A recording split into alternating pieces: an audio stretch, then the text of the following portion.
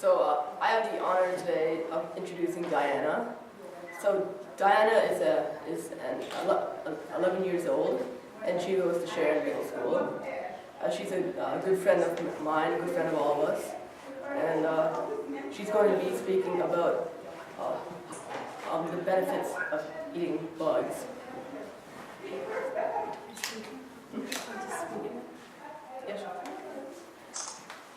Hello everyone, my name is Diana Lee, and as I heard before, I'm going to be speaking about a little bit of a strange topic. Now, first off, can everyone hear me? Yes. Thank you. Now, a lot of you, when you hear the words eating bugs, you might recoil in disgust and go, why would I ever eat bugs? Bugs are kind of disgusting. Well, today I'm going to give you a bunch of reasons why you should eat that cricket. Number one, what insect eating is, what entomology is, and the basics.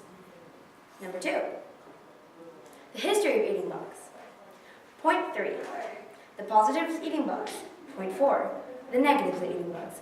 Point 5, how I almost ate a fly last night. Well, no, I didn't, but you get the gist of it. So, as I talk about bugs, probably wondering, what do bugs have to do with eating? And do I have to eat it? Isn't that kind of gross? Don't you see that on something like Survivor Man or one of those reality shows? Yeah, you do. But in real life, bugs can be eaten too. The study of entomology, which is the study of eating bugs, or just bugs by themselves, is a common practice and many people devote their life to it. Insects like cicada, worms, and many kinds of crickets and ants are also eaten every day. While the Western world may not be open to eating bugs such as these, around the world, more than 2 billion people are fed each day with dietary staples of bugs.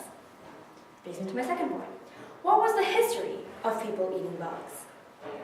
A long time ago, when humanity was simply just hunters and gatherers who watched animals drink water and they thought, oh, we could drink water. So that's when they learned how to control their thirst. And shooting animals, finding animals, and gathering the meat was pretty hard.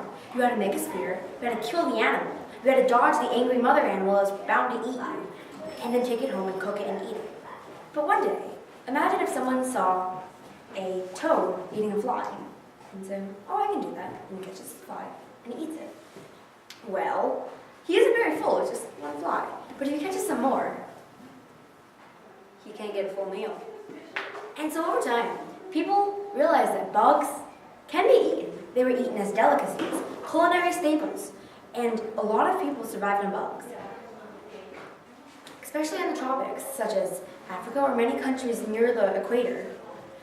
Bugs gathered in swarms and many varieties, so simply capturing a few of them, or just looping a net would provide enough food for family for a few weeks. Now, point 3, the positives of eating bugs. While eating bugs may not seem very good, there are many good benefits and good things about what you can do with cricket on your plate. 1, bugs are very healthy. What you might not know is that a fly, even though it's so tiny, compared to a relative amount of beef, it has 6 times the amount of protein and twice as much iron. Now, when you consider in developing countries that iron deficiency is the #1 leading cause for death and for failure, it's a very important thing to remember. Positive number 2. When you start off with a country, you want a farm to provide food for your people, right? Think of a cow farm. Do you picture hundreds of acres of grass? So many cows milling around that take up so much area? Do you imagine how much methane gas would be used? How much human labor it would save? But think of an insect farm. A small 2-foot by 2-foot box where hundreds of insects gather around one rotten apple. In such a small area, you could feed just the amount of people that you could feed with a huge cow farm. Of course, it would take much less human labor. One person can run a bug farm of up to 20 million fruit flies. Isn't that quite a lot? And though it may not sound appetizing, I've been told that eating bugs is actually quite tasty.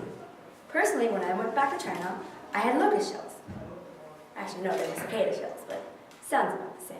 People say that those were disgusting, and my cousin couldn't even dare to eat one. But I had some, and they were crunchy. Tasted like peanuts. And probably some of you are thinking, oh, who eats cicada shells? Well, I do. Hi. But over time, as I've told you before, oh, the fly just walked away. Insects in food are actually very good. So people say that some crickets taste like shrimp. As I told before, cicada shells taste like peanuts. Some people say ants are flavored among like crunchy, salty cashews. Maybe that might just be up to anyone else's opinion, but I personally find that bugs can be delicious. Also, another positive of eating bugs, saves time. Such a small thing. You don't have to go through the process of packaging it. You can eat it immediately, you can fry them, you can drizzle them with sauce. You can do all sorts of things with them. You don't need to lug around a 20-pound piece of leg from a fly. No, you bring it back home, there's a bag of flies ready for you to eat. Probably doesn't sound too good, but it can be good. Also, another thing is that when many people eat bugs, they think of, what if I get all those legs and feelers and stuff stuck into my teeth? Isn't that kind of disgusting? Well, raise your hand if anyone here has eaten lobster. Everyone's hand should be up. Have you eaten lobster? Mm-hmm. Well, a lobster is actually an arachnid, which is a very close family to the spider, and the spiders are very close to insects. And so, while it may not feel this way, eating lobster is like just eating a really, really big bug. Makes sense, yeah. Now, point forward, onto the negatives of eating bugs. Because face it, bugs are bugs, and maybe you don't want to eat that.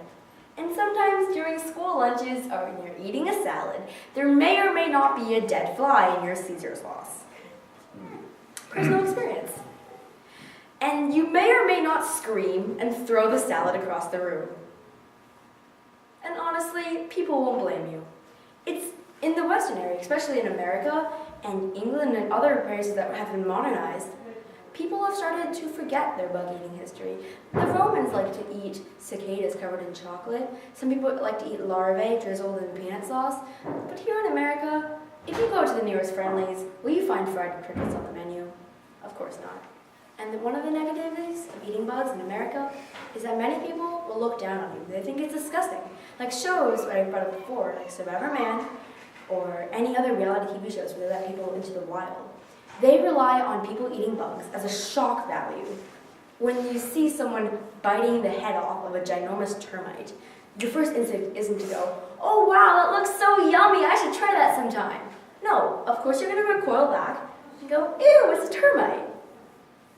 And sadly, Americans have been closing their minds to eating such things more and more as the period progresses. But honestly, if the time moves on, maybe we could reverse this. Instead of screaming at insects that buzz around your head when you eat, maybe you catch them and you put them with the stuff that you want to eat. Maybe humanity can change. No one knows. In total, today I talked about 1. What insect eating is and what it's about. 2. The history of eating insects and a lot of the insects that get eaten. 3. The positive parts of eating insects. 4. The negative parts of eating insects. Well, it's been great talking to you guys today, and I just wanted to cite my resources that I used. I used TEDx talk show about how should we eat bugs. I used Wikipedia's page on entomology, and I also used a source called Axe.com about how to eat cicadas and which way they taste the best. Thank you.